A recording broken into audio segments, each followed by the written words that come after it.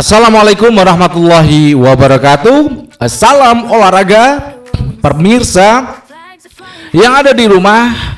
Berjumpa kembali dengan saya Jelo Custen dalam ruang yang selalu membahas tentang sepak bola Indonesia. Nah, ini Sintayong kemarin malam kan ke Jakarta. Ini ada apa nih? Karena ini proses pemilihan coach pelatih nasional ini kan seru ya. Ada dua nama yang diisukan. Yang pertama Giovanni Van Bronckhorst, yang kedua John Herdman. Jadi yang apakah ini juga seorang Sintayong ini juga masuk dalam kriteria di sini ya? Tapi kita nggak tahu karena rahasia PSS itu hanya ya segelintir orang yang tahu dan tidak bisa terbaca oleh media seperti kita. Nah, tentu saja itu cukup menarik untuk membahas pada siang hari ini bersama saya. Tapi jangan lupa untuk berikan like dan subscribe pada channel ini untuk mendukung kita menuju 100.000 subscribers. Terima kasih yang udah like dan subscribe. Anda akan selalu mendapatkan informasi dari kita tentang sepak bola Indonesia. Nah, dan juga ini jangan lupa untuk berikan kritikan dan saran kepada PSSI dan juga Erick Thohir. Pemirsa yang ada di seluruh tanah air, sebelum kita mulai, kita berikan doa kepada masyarakat yang ada di Aceh, di Sumatera Barat dan Sumatera Utara. Mudah-mudahan korban jiwa yang udah berjatuhan diberikan keselamatan, diberikan kebaikan oleh Tuhan Yang Maha Esa. Dan mudah-mudahan kita dijauhkan dari bencana alam yang tentu saja bisa membahayakan diri kita semuanya. Amin. Oke, beralih kepada perbincangan kita pada hari ini. Sintayong tiba-tiba nih ujuk-ujuk ada di Jakarta. Nah, dalam kedatangan di bandara itu ditodong oleh beberapa wartawan ya, untuk menanyakan juga kabar dari seorang Sintayong yang telah menjadi isu secara apa ya di Korea itu, isunya dia menganiaya pemain di klubnya yang kemarin dia melatih.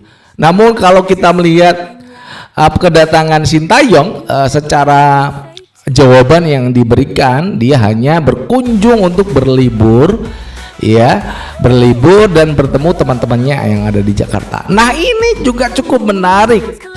Apakah juga Sintayong ini akan diwawancarai oleh para esko? Ya, ini kan juga menarik ya.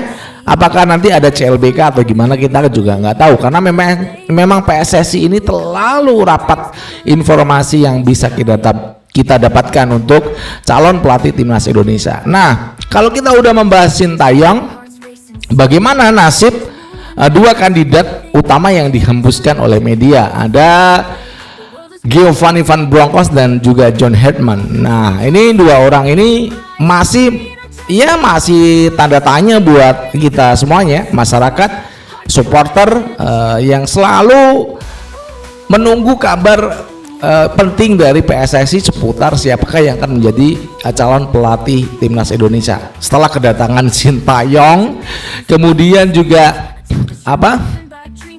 Giovanni Van Bronckhorst dan juga John Herdman. Apakah di bulan ini, di Desember ini akan segera diumumkan ya? Kalau kita melihat secara individual, dua pelatih calon kandidat ini ya, baik itu Giovanni kemudian juga John Herdman, ini memang pelatih ini punya konsep filosofi yang berbeda. Yang John Herdman punya filosofi menggunakan 3 back ya, pokoknya 3 back, dan kualitas kualitas pelatih ini juga saya sih agak sedikit ragu ya, karena yang dilatih satu timnas wanita Kanada, kemudian tim nasional Kanada pria ya. Ini kan juga membuat ini saya sih agak ragu ya kalau itu akan dipilih oleh Esko. Namun ini berbeda dengan contoh pelatih yang berikutnya adalah Giovanni Van Bronckhorst. Nah, dia akan menjadi salah satu kandidat yang terkuat yang saya rasa ya, karena satu prestasi ataupun karir dia dalam melatih itu cukup mentereng, menjuari Eredivisie bersama Feyenoord ya, kemudian melatih di Besiktas, melatih di Glasgow Rangers, dan saat ini melatih di Liverpool. Meskipun ya Liverpool saat ini terseok-seok ya, kemarin habis menang, kemarin imbang lagi. Nah ini menjadi sebuah landasan yang cukup menarik kalau kita jadikan dua kandidat ini sebagai man to man ya. Jadi apa namanya, per orang ini kita bahas. Namun kedatangan dari seorang Sintayong ini juga membuat kita bertanya-tanya, ini PSSI main apa nih ya. Jadi setelah PSSI mendapatkan dana dari aparel karena udah kontrak ya, dan besarannya juga kita belum tahu berapa, itu bisa untuk membayar DP 25% untuk nanti siapakah yang akan dikontrak oleh PSSI pada bulan Desember ini. Nah, apakah nanti pada malam Natal atau gimana, kita juga nggak tahu siapakah yang nanti akan ditunjuk langsung oleh Exco ya. Mereka kan ini saya pikir untuk penunjukan pelatih ataupun hal-hal yang prinsipil dalam PSSI itu dilakukan secara voting gitu. Ternyata enggak. Jadi Exco itu melakukan wawancara dengan para calon pelatih yang ada ya, John Herman atau siapa ini, Giovanni Van Bronckhorst diwawancarai, kemudian mereka berembuk ya, ini siapa yang akan dipilih untuk menjadi nahkoda. Nah disitulah yang ternyata PSSI lewat Exco itu tidak melakukan voting siapa suara terbanyak, enggak. Itu buat saya sih demokrasinya kurang bagus ya, kenapa tidak dilakukan voting. Nah sejak Erick Thohir menjadi ketua PSSI, banyak kejanggalan-kejanggalan yang saya rasa dari pemilihan Patrick Kluivert, meskipun dinyatakan oleh Bung Ropan ya beberapa waktu yang lalu, kalau pemilihan Patrick Kluivert itu sebenarnya tidak hanya dia yang dipanggil, tapi banyak pelatih yang dipanggil. Cuman pada malam Natal itu sosok yang dipanggil Patrick Kluivert yang memang nggak punya pekerjaan melatih di klub ataupun negara, sementara itu yang lain punya kontrak. Dan apalagi itu malam Natal ya.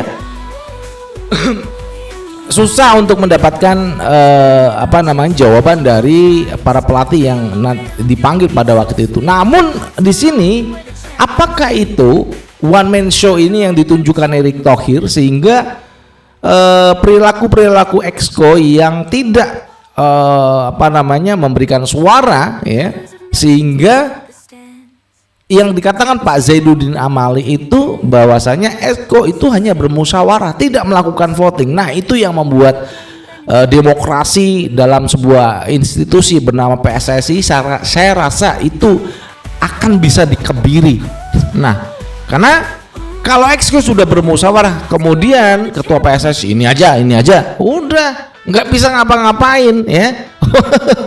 Aduh PSSI ini hancur lebur deh ya. Namun apapun yang nanti akan dipilih ya, siapa nanti yang akan dipilih, saya rasa kita juga akan memberikan apresiasi ya. Yang penting pelatih yang nanti akan melatih timnas Indonesia, timnas senior itu punya kualitas, punya banyak strategi yang dia miliki, dan ketika di saat kita genting dia bisa merubah arah permainan ya, sehingga membuat kemenangan itu bisa diraih meskipun dalam keadaan tertinggal, seperti saat keadaan kita dilatih Luis Milla. Itu kan banyak sekali orang-orang PSSI yang nitip-nitip gitu loh pemain. Nah itu yang makanya Luis Milla itu hengkang dari timnas Indonesia. Mudah-mudahan ya reformasi yang dilakukan PSSI itu berhasil Harus, kalau enggak akan kita serang terus, kita injek-injek terus kalau masih melakukan hal-hal yang enggak benar. Oke, demikian aja ya yang bisa kita sampaikan, dan dari Jakarta saya Iji Lucu dan mengucapkan wassalamualaikum warahmatullahi wabarakatuh. Salam olahraga and ciao.